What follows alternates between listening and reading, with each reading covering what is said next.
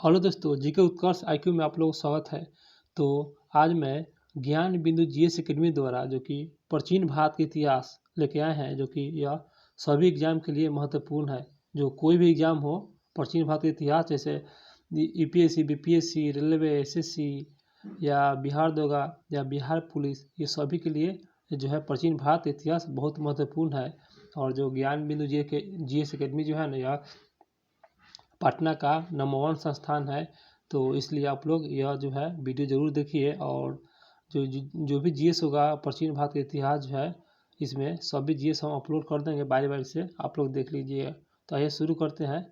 पहला क्वेश्चन से शुरू करेंगे आज प्राचीन भारत का इतिहास। तो दोस्तों इसमें पहला क्वेश्चन होगा आज, मौर्य वंश के इतिहास की जानकारी किन साहित्यिक स्रोत से प्राप्त होती है। तो इसका सही आंसर है ऑप्शन डी हो जाएगा, इनमें से सभी जो है ना, सभी साहित्यिक से प्राप्त होता है, जो कि मौर्य वंश के इतिहास के बारे में जानकारी। जो कि इसमें पहला होगा ब्राह्मण साहित्य, इससे भी मिलता है, और जैन साहित्य से भी मिलता है, और बौद्ध साहित्य से मिलता है, और इनमें सभी जो कि सभी साहित्य से मिलता है मौर्य वंश की जानकारी। तो आते हैं अगले क्वेश्चन पर दोस्तों। तो अगला क्वेश्चन होगा दोस्तों, मेरे वीडियो को आप लोग एक बार लाइक कर दीजिए। आशा करते हैं कि लाइक कर दिए होंगे। तो क्वेश्चन पर आते हैं। तो इसे मिलान करना है, ग्रंथ एक दिया है और लेखक दिया है, इसे मिलान करना है। तो ये इसे मिलान करते हैं और इसको बारी बारी से मिलान करते हैं। तो दोस्तों इसमें लिखा हुआ है पहला ऑप्शन 1 में है अर्थशास्त्र। तो अर्थशास्त्र का जो हो जाएगा ना, यह कौटिल्य द्वारा लिखा गया था। इसका आंसर कथन 2 हो जाएगा, अर्थशास्त्र कौटिल्य। और बी में है मुद्राक्षक, जो कि यह जो इसका हो जाएगा 5 नंबर, जो कि विशाखा दत्त द्वारा लिखा गया था। सी में है काथा सरित सागर, जो कि ये जो है सी जो है काथा सरित सागर का रचना किया गया था, यह सोमदेव द्वारा किया गया था। और डी में है बृहद कथा मंजरी, जो कि यह क्षेमेंद्र द्वारा यह लिखा गया था, क्षेमेंद्र। और ई में है महाभाष्य, तो इसका तो यह पतंजलि द्वारा लिखा गया था। दोस्तों इस प्रकार इसका सही आंसर हो जाएगा, यहाँ पर मिलान करना है। तो इसका आंसर बी हो जाएगा, 2, 5, 3, 1 और 4 हो जाएगा। आते हैं क्वेश्चन पर दोस्तों। तो दोस्तों मेरे वीडियो को अभी तक लाइक नहीं किया है तो कर लीजिएगा, नहीं तो बाद में आप लोग भूल जाते हैं।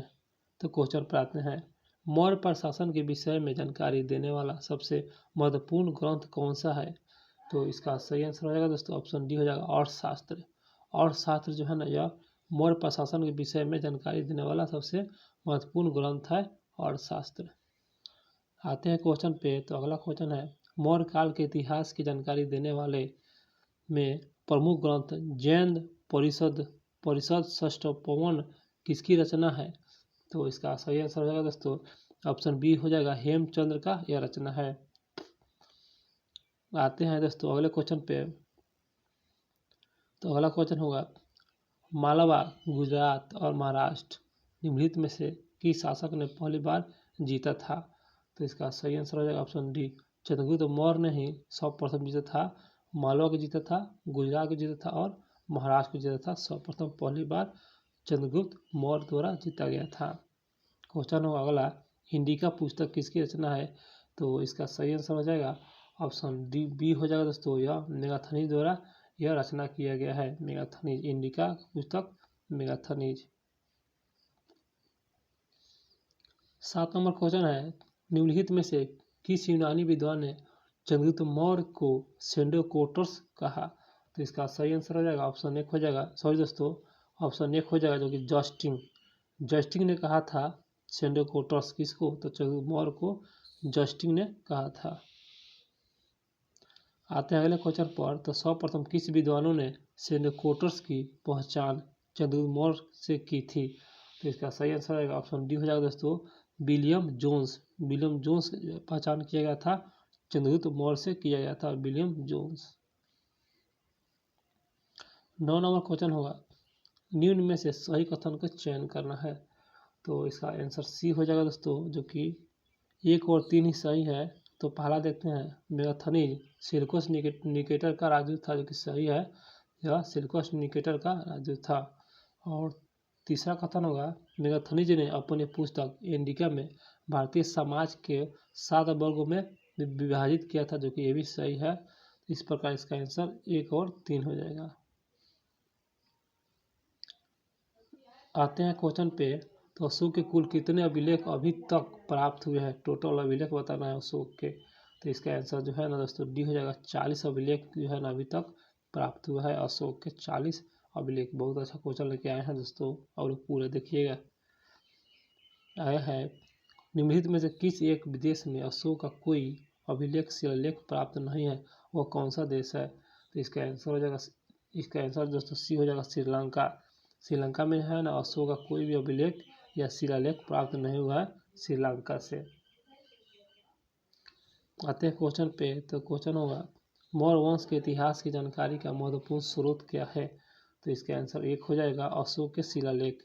अशोक के शिलालेख से ही दोस्तों मौर्य वंश के इतिहास की जानकारी जो मिलता है अशोक के शिलालेख से ही प्राप्त होता है। अगला क्वेश्चन है, मेगाथनीज ने भारतीय समाज को कितने श्रेणियों में विभाजित किया था? तो इसका सही आंसर हो जाएगा ऑप्शन डी हो जाएगा दोस्तों, 7 श्रेणियों में विभाजित किया गया था मेगाथनीज के द्वारा भारतीय समाज को 7 श्रेणी में विभाजित। अगला क्वेश्चन होगा, मौर्य समाज की स्थापना किस शताब्दी में हुई थी? तो इसका सही आंसर हो जाएगा ऑप्शन बी हो जाएगा दोस्तों, 4वीं शताब्दी में किया गया था। 4वीं शताब्दी ईसा पूर्व में किया गया था। मौर्य वंश की जो साम्राज्य की स्थापना 4वीं शताब्दी ईसा पूर्व में किया था। बहुत अच्छा क्वेश्चन दोस्तों, इसलिए आप इस वीडियो को पूरा देखिएगा। ताकि यह BVM क्वेश्चन लेके आए हैं, जो कि पटना का सबसे टॉप संस्थान है, इसलिए आप लोग इस वीडियो को पूरा देखिए। बहुत अच्छा क्वेश्चन है। मौर्य वंश के संस्थापक कौन थे? तो इसका आंसर सी हो जाएगा, चंद्रगुप्त मौर्य थे दोस्तों। पूरा टॉपिक वाइज हम पढ़ाएंगे आप लोगों को, टॉपिक वाइज। आगे है क्वेश्चन दोस्तों, अगला क्वेश्चन होगा, निम्न में से किस वंश के शासक धनानंद को पराजित कर चंद्रमौर्य ने मगध में मौर्य वंश की स्थापना की? तो किस धनानंद को पराजित किया था? इसका सही आंसर हो जाएगा ऑप्शन बी हो जाएगा दोस्तों, नंद वंश को पराजित किया था यह चंद्रमौर्य ने, और मगध में मौर्य वंश की स्थापना किया था, जो कि धनानंद को हरा दिया था। सॉरी दोस्तों, नंद वंश को तो विनाश करके चंद्रमौर्य ने मगध पर मौर्य वंश की स्थापना किया था। अगला क्वेश्चन है, मौर्य समाज की राजधानी कहाँ थी? तो इसका सही आंसर हो जाएगा ऑप्शन 1 हो जाएगा दोस्तों, यह पाटलिपुत्र में था। मौर्य वंश की राजधानी पाटलिपुत्र। आगे है दोस्तों क्वेश्चन, चंद्रगुप्त मौर्य के राजनीतिक गुरु बताना है कौन था? तो इसका सही आंसर हो जाएगा ऑप्शन 1 चाणक्य। चाणक्य ही जो है चंद्रगुप्त मौर्य के राजनीतिक गुरु थे, चाणक्य। अगला है, मौर्य वंश नाम मौर्य कितने नाम पर पड़ा? कहने का तात्पर्य यह है कि मौर्य वंश के नाम जो है ना मौर्य किनके नाम पर पड़ा है? तो इसका सही आंसर हो जाएगा ऑप्शन बी हो जाएगा, चंद्रगुप्त के माता मूर के नाम पर। चंद्रगुप्त के माता मूर के नाम पर ही मौर्य वंश के नाम मौर्य जो है यह पड़ा था। आगे है क्वेश्चन, भारत का मुक्तिदाता किसे कहा जाता है? तो इसका सही आंसर हो जाएगा ऑप्शन सी, चंद्रगुप्त मौर्य को कहा जाता है भारत के मुक्तिदाता के नाम से। अगला है, प्रथम भारतीय साम्राज्य की स्थापना किनके द्वारा की गई थी? भारतीय साम्राज्य की स्थापना।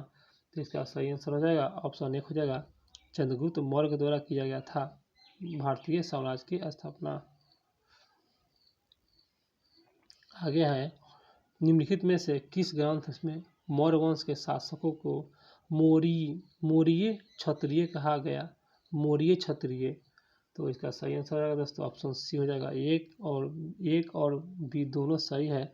जैन ग्रंथ और बौद्ध ग्रंथ में कहा गया है मौर्य क्षत्रिय कहा गया है, क्योंकि मौर्य वंश के शासकों को कहा गया है जैन ग्रंथ और बौद्ध ग्रंथ।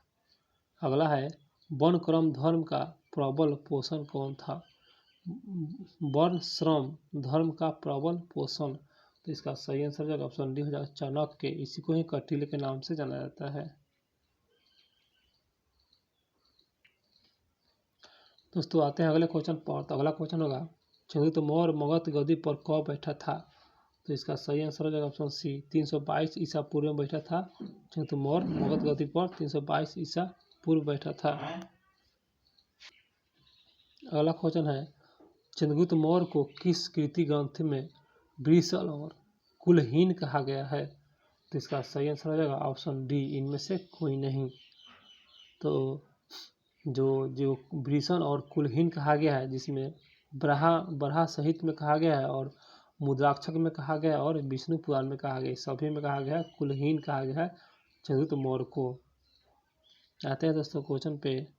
क्वेश्चन कह रहा है ना, निम्नलिखित में से किस ग्रंथों के आधार पर विद्वानों ने चंद्रगुप्त मौर्य की जाति शूद्रक माना, वो कौन सा जो है ग्रंथ है। तो इसका सही आंसर हो जाएगा ऑप्शन जो है डी हो जाएगा, जो कि इनमें से सभी ब्रहा साहित्य और विष्णु पुराण और मुद्राक्षक, जो कि सभी में जो है ना जाति शूद्रक माना गया है, जो कि विद्वानों ने चंद्रगुप्त मौर्य को जो है जाति शूद्रक माना है। 27वां क्वेश्चन होगा, निम्न में से कौन सा कथन सही है। तो सही कथन को चुनना है, इसका आंसर जो है ना आते हैं, और इसका आंसर जो है दोस्तों यह कथन 1 कथन 2 ही सही है। तो ये दोनों कथन को देख लेते हैं बारी बारी से। चाणक्य के बचपन का नाम विष्णुगुप्त था, जो कि सही है। तो चाणक्य का जो बचपन का नाम था विष्णुगुप्त था। और कथन 2 में है चाणक्य तक्षशिला का एक ब्राह्मण था, जो कि सही है, यह तक्षशिला का एक ब्राह्मण था। तो इस प्रकार इसका सही आंसर हो जाएगा ऑप्शन सी हो जाएगा, 1 और 3 हो जाएगा। सॉरी दोस्तों, इसका आंसर 1 3 नहीं होगा, 1 और 2 हो जाएगा, 1 और 2 कथन हो जाएगा। आते हैं अगले क्वेश्चन पे। तो अगला क्वेश्चन होगा, बृहद कथा कोर्स के अनुसार चाणक्य की पत्नी का क्या नाम था। तो इसका सही आंसर हो जाएगा दोस्तों ऑप्शन बी हो जाएगा, यशोमती। यशोमती जो है ना, यह बृहद कथा कोर्स के अनुसार जो है ना चाणक्य की पत्नी का नाम यशोमती था। यशोमती याद रखिएगा, बहुत अच्छा है। आते हैं अगले क्वेश्चन पे। तो अगला क्वेश्चन कह रहा है, तो क्वेश्चन लंबा है, लेकिन आप लोग एडजस्ट कीजिए, ताकि एग्जाम में इस तरह क्वेश्चन कभी कभी पूछ देता है।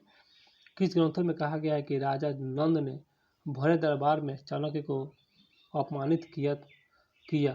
इस पर चाणक्य शपथ ली कि वह उसके परिवार तथा वंश के समल पूरी तरह से नष्ट करने की नंद से बदला लेगा। वह किसमें कहा गया है। तो इसका सही आंसर हो जाएगा ऑप्शन डी, मुद्राक्षक।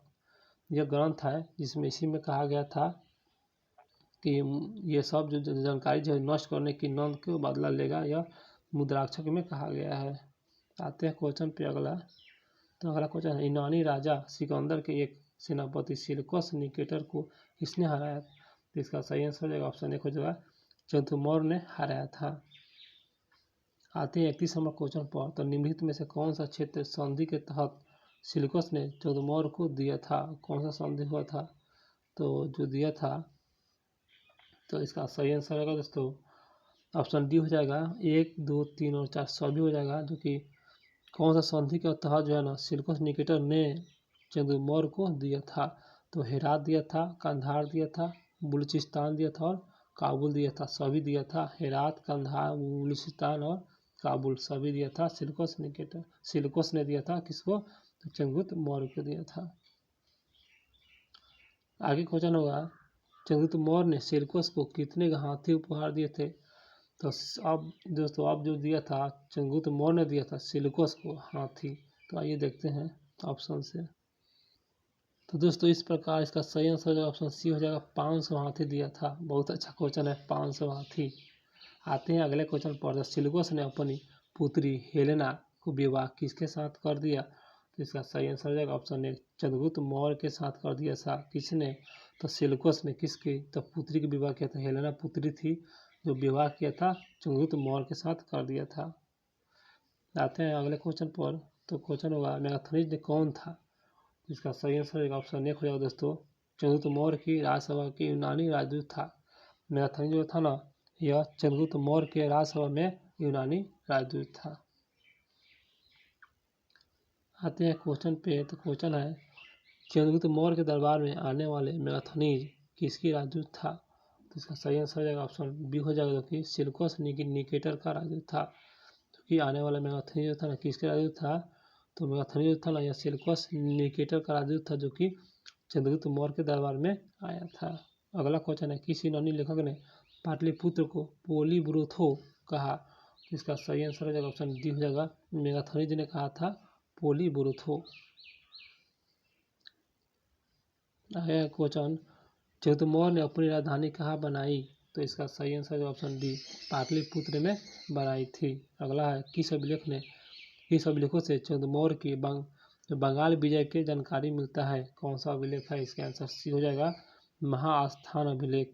दोस्तों, महास्थान अभिलेख से ही बंगाल का विजय जो मिलता है, यह चंद्रगुप्त मौर्य के जो लड़े थे अभिलेख से, तो महास्थान अभिलेख से जो प्राप्त होता है बंगाल के विजय की जानकारी। आते हैं क्वेश्चन पे, तो क्वेश्चन होगा, चंद्रगुप्त मौर्य के दक्षिण विजय की जानकारी किस अभिलेख से मिलता है?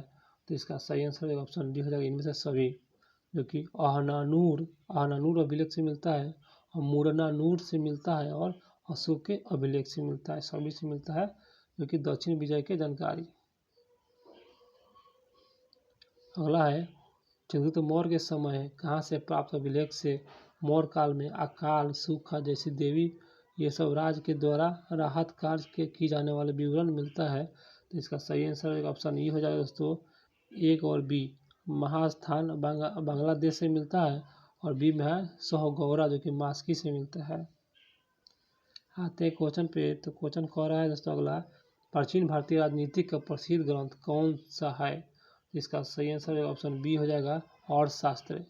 प्राचीन भारतीय राजनीति का प्रसिद्ध ग्रंथ जो है ना, अर्थशास्त्र है, और ये बहुत अच्छा क्वेश्चन है एग्जाम। तो अगला क्वेश्चन होगा, किस ग्रंथ से तुलना में मैकियावेली के प्रिंस से की जाती है, वह कौन सा ग्रंथ है? इसका आंसर डी हो जाएगा, अर्थशास्त्र जो है इसी से किया जाता है तुलना, मैकियावेली के प्रिंस से किया जाता है अर्थशास्त्र। आगे क्वेश्चन है, निम्नोक्त शब्दों में से किससे सौराष्ट्र के सर्वप्रथम सुदर्शन झील का निर्माण कराया गया था? इसका सही आंसर हो जाएगा ऑप्शन एक, जो चंद्रगुप्त मौर्य द्वारा कराया गया था, जो कि यह सौराष्ट्र में सर्वप्रथम सुदर्शन झील का निर्माण चंद्रगुप्त मौर्य ने कराया था। आते हैं क्वेश्चन पे, तो अगला क्वेश्चन होगा, निम्नलिखित में से किस अभिलेख से यह साबित होता है कि चंद्रगुप्त का प्रभाव पश्चिम भारत तक फैला था? तो इसका सही आंसर है ऑप्शन सी, रुद्रदामन का जूनागढ़ अभिलेख से यह मिलता है कि चंद्रगुप्त का प्रभाव जो है पश्चिम भारत तक फैला हुआ था, रुद्रदामन का जूनागढ़ अभिलेख से मिलता है। आते हैं क्वेश्चन पे, क्वेश्चन होगा, सुदर्शन झील का सर्वप्रथम उल्लेख किस अभिलेख में मिलता है? तो इसका आंसर एक हो जाएगा दोस्तों, गिरनार अभिलेख में मिलता है। सुदर्शन जो झील का सर्वप्रथम उल्लेख गिरनार अभिलेख से प्राप्त होता है। अगला है, चंद्रगुप्त मौर्य के समय सौराष्ट्र का राज्यपाल बताना है, तो इसका आंसर हो जाएगा सी, पुष्यगुप्त था, पुष्यगुप्त जो कि सौराष्ट्र का राज्यपाल था। आते हैं क्वेश्चन पे, तो चंद्रगुप्त मौर्य के संबंध में कौन सा कथन सही है? सही को चुनना है। इसका आंसर जो है दोस्तों, इनमें सभी सही हो जाएगा। पहला कथन देखते हैं, इसने भद्रबाहु से जैन धर्म की दीक्षा ली थी, जो कि सही है। दूसरा है, इसने जीवन का अंतिम समय कर्नाटक के सोनबेलगोला में बिताया था, सही है। और इनकी मृत्यु 298 ईस्वी पूर्व में सलेखना संथाल विधि से हुआ था। तो इस प्रकार इसका सही आंसर हो जाएगा दोस्तों, इसका आंसर डी हो जाएगा, 1, 2, 3 सभी कथन सत्य है। दोस्तों अगला क्वेश्चन है, कटील और सात के अनुसार निम्नलिखित में से कौन सा सही है? तो इसका सही आंसर है, इस तो पहला कथन देखते हैं, तो न्यायिक दंड के परिणाम स्वरूप कोई व्यक्ति दास हो सकता था, जो कि सही है। दूसरा कथन है, स्त्री दास अपने मालिक के संसर्ग से पुत्र जन्म पर कानूनी तौर पर मुक्त हो जाती थी, जो कि सही है। तो दोनों कथन सही है। तो आते हैं ऑप्शन पर, तो दोस्तों इस प्रकार इसका सही आंसर हो जाएगा ऑप्शन एक हो जाएगा, 1 और 2 कथन सही है। आते हैं अगले क्वेश्चन पर दोस्तों, तो अगला क्वेश्चन होगा 49 नंबर क्वेश्चन पर, किस मौर्य शासक ने अपने अंतिम समय जैन धर्म अपनाया था? कौन सा मौर्य शासक था? तो इसका सही आंसर ऑप्शन बी हो जाएगा दोस्तों, यह चंद्रगुप्त मौर्य जो था ना, यह अंतिम समय जैन धर्म अपनाया था, जो कि चंद्रगुप्त मौर्य था। 50 नंबर क्वेश्चन है, चंद्रगुप्त मौर्य का उत्तराधिकारी कौन हुआ? तो इसका सही आंसर हो जाएगा ऑप्शन सी हो जाएगा, बिंदुसार। चंद्रगुप्त मौर्य का उत्तराधिकारी बिंदुसार हुआ था। तो दोस्तों इस वीडियो में इतना ही, फिर अगला पार्ट लेकर आएंगे। तो मेरे वीडियो आपको अच्छा लगा हो तो मेरे चैनल को सब्सक्राइब जरूर कीजिएगा और एक बार लाइक जरूर कीजिएगा। तो फिर अगला वीडियो मिलते हैं अगला पार्ट लेकर। तो इस तरह सभी क्वेश्चन को हम अपलोड कर देंगे।